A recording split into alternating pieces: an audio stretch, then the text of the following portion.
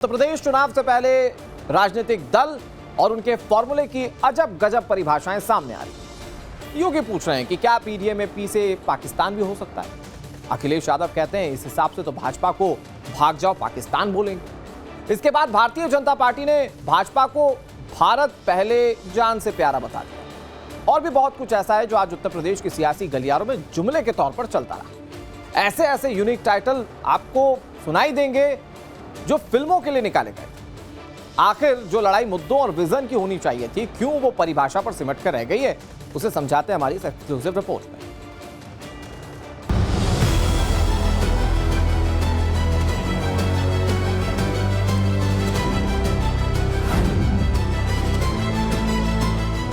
P की परिभाषा पहले पिछड़े से, फिर पी की परिभाषा पंडित से, और आप देखना एक दिन वे पी की परिभाषा पाकिस्तान से भी कर देंगे। अगर मैं यूं कहूं बीजेपी भाग जा पाकिस्तान, या यूं कहूं कि भाग जाओ Pakistan,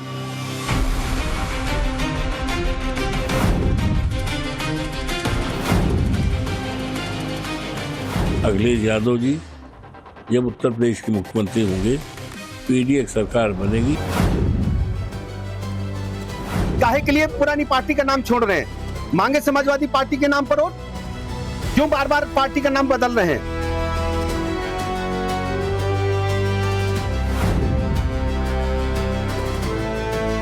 P for power, D for double, A for Uttar Pradesh के आदिवासी, आधी आबादी और जो सबसे ज्यादा अत्याचार और अपमानित हुए।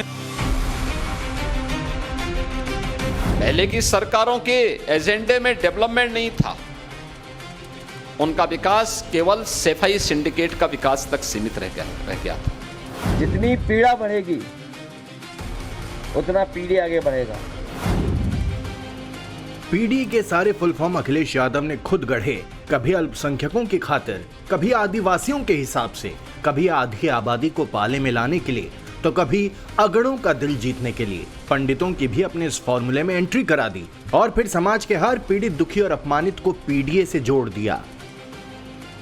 अखिलेश यादव की तरफ से चुनावी मजबूरियों के चलते बार बार पीडीए की परिभाषा में किए जा रहे बदलाव के बाद मुख्यमंत्री योगी आदित्यनाथ ने भी उन्हें एक नया आइडिया दे दिया, पी फॉर पाकिस्तान बताने का, जिसके बाद तो अखिलेश यादव की कमेंट्री शुरू हो गई। उन्होंने जवाब में बीजेपी को भाग जा पाकिस्तान में परिभाषित किया और पीडीए की लाइन पर वापस आ गए। टिकट की तरह रंग बदलने वाले लोग कैसे परिभाषा करते हैं। पी की परिभाषा पहले पिछड़े से, फिर पी की परिभाषा पंडित से, और आप देखना एक दिन वे पी की परिभाषा पाकिस्तान से भी कर देंगे। समाजवादी पार्टी का लक्ष्य है कि समाजवादी विचारधारा से, पीडीए के आंदोलन से सामाजिक न्याय के राज्य की स्थापना के लिए सरकार बनाएं। वो लड़ाई हमारी कमजोर नहीं है और पीडीए से घबराए हुए हैं, इसीलिए पीडीए की परिभाषाएं बदल रहे हैं। वो जितनी पीड़ा बढ़ेगी उतना पीडीए आगे बढ़ेगा। और पीडीए का मतलब यह भी कि प्रेम, दया, अपनापन, जितना हम समाजवादी लोग मिलकर के प्रेम, दया, अपनापन से लोगों को जोड़ेंगे, उतना ही मजबूत समाजवादी पार्टी होगी और भविष्य में ऐतिहासिक सरकार बनेगी। गजब तर्क हैं अखिलेश यादव के। ये तो बात हुई न खाता न बही, हम जो कहें वही सही।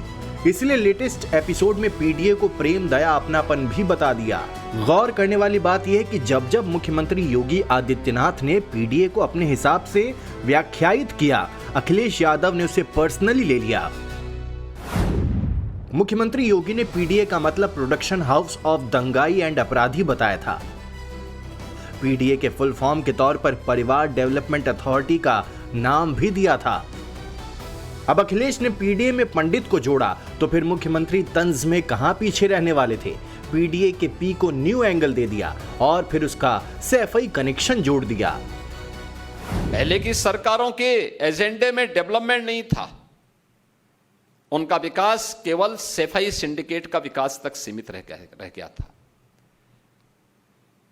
उनका स्वयं का विकास हो, बाकी जाए प्रदेश भाड़ में, इसलिए दंगा करवाते थे, गुंडागिर्दी करवाते थे, लूटपाट करवाते थे, खजाने को लूटपाट करवाते थे। तो यहीं से आगे का सवाल उठता है कि अखिलेश के दृष्टिकोण में पीडीए को लेकर इतना कंफ्यूजन क्यों? पीडीए के इसी फॉर्मूले ने अखिलेश को 2024 के लोकसभा चुनाव में 37 सीटें दिलाई थीं। दरअसल उत्तर प्रदेश में अगड़ा यानी सवर्णों की संख्या 17 से 19% मानी जाती है, जबकि ओबीसी 40 से 45% के आसपास हैं। दलित आबादी का आंकड़ा लगभग 21% का है और फिर मुस्लिम 19% ठहरते हैं। इनमें से अखिलेश का पुराना MY का समीकरण कोर वोटर माना जाता है, जो कि 19% मुसलमान और करीब 9% यादव हैं। मगर योगी की सवर्णों के अलावा गैर यादव, ओबीसी और गैर जाटव वाली स्ट्रेटजी ने अखिलेश को रीथिंक करने पर मजबूर कर दिया है। शायद यही वजह है कि चुनावी इम्तिहान पास आता देख वो ऐसा फॉर्मेट सेट करने की कोशिश कर रहे हैं जो सत्ता की सीढ़ी तक पहुंचा सके। सही कहा है मुख्यमंत्री योगी आदित्यनाथ ने जो बात कहा है, क्योंकि अखिलेश जी सत्ता के लिए एकदम उतावले हो गए हैं। वो पीडीए का क्या क्या परिभाषा बता रहे हैं वो सब लोग जान रहे हैं। तो बोलते बोलते कभी पी से पाकिस्तान भी बोल देंगे, लेकिन पीडीए का असली फार्मूला है पीट देगा यहीद और पीट देगा अल्पसंख्यक।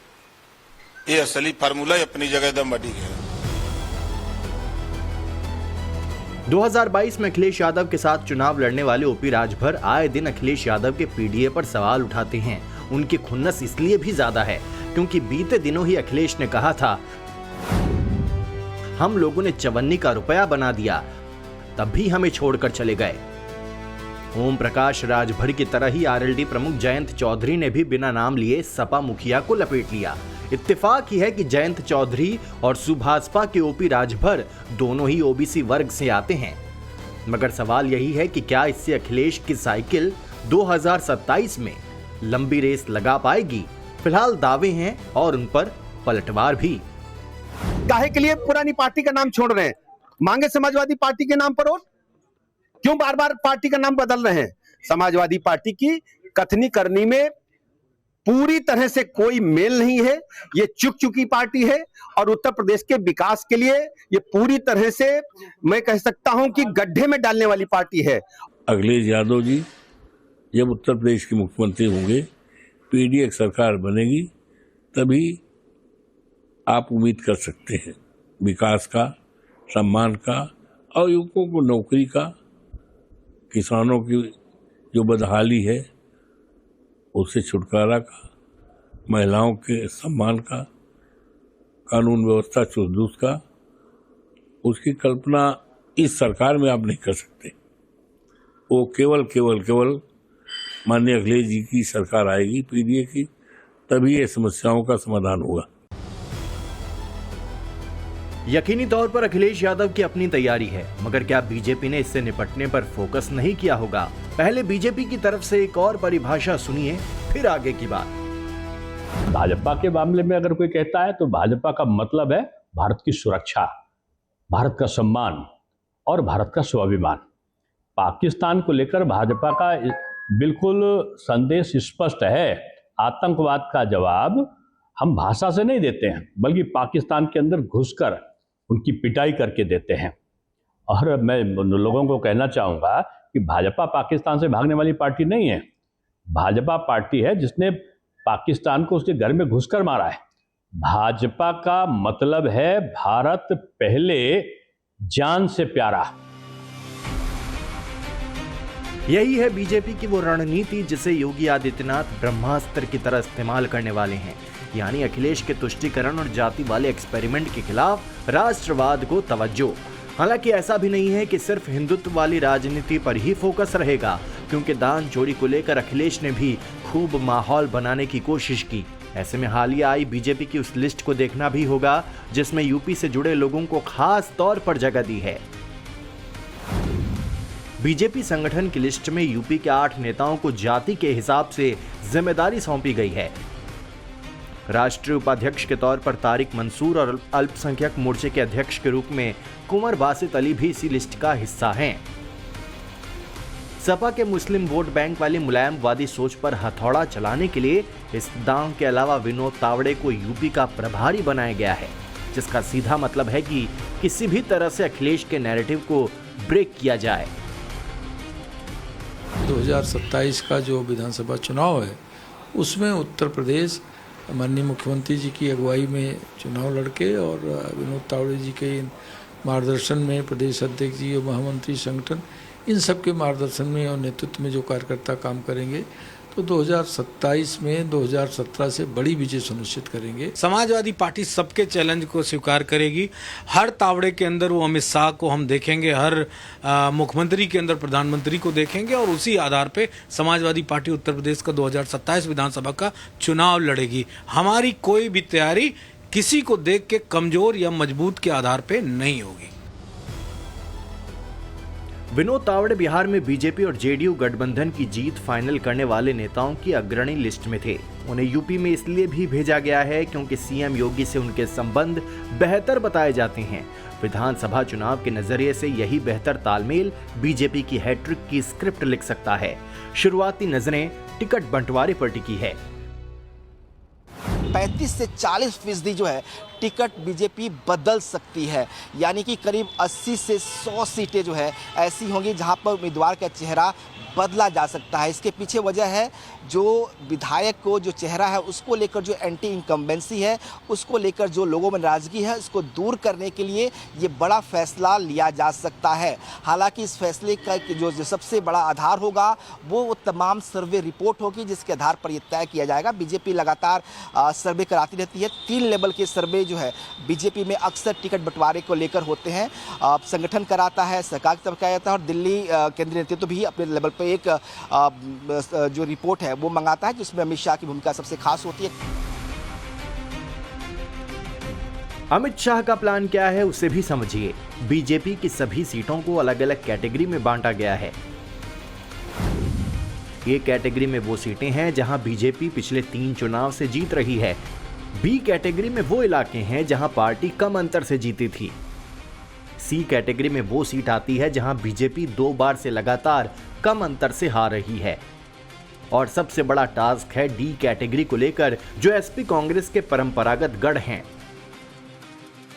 यानी हर सीट के लिए अलग रणनीति, अलग संगठन और अलग चुनावी चेहरा। और फिर इसके बाद आते हैं वो फैक्टर जो हर किसी की जुबान पर है। प्रधानमंत्री नरेंद्र मोदी की इमेज, अमित शाह की स्ट्रेटजी, योगी आदित्यनाथ का नेतृत्व और विनोद तावड़े की भूमिका भी इसी नजरिए से अहम रहने वाली है।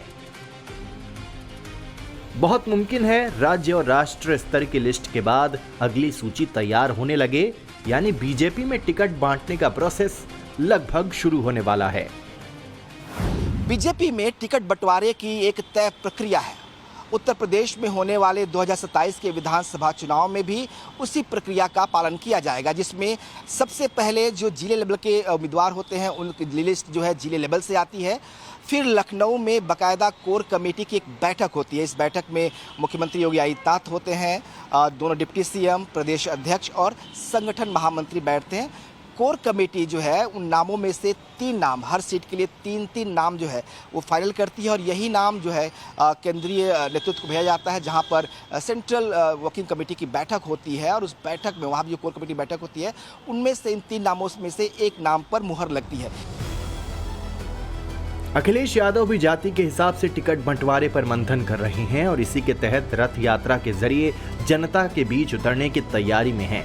पीडीए वाले स्लोगन को धार देने के लिए अखिलेश फिलहाल राहुल गांधी के साथ सीटों को लेकर आखिरी राय बना रहे हैं। हालांकि क्या इससे नैया पार लगेगी, इसके लिए जुबानी जंग का दौर जारी है। Bureau report, times now Bharat.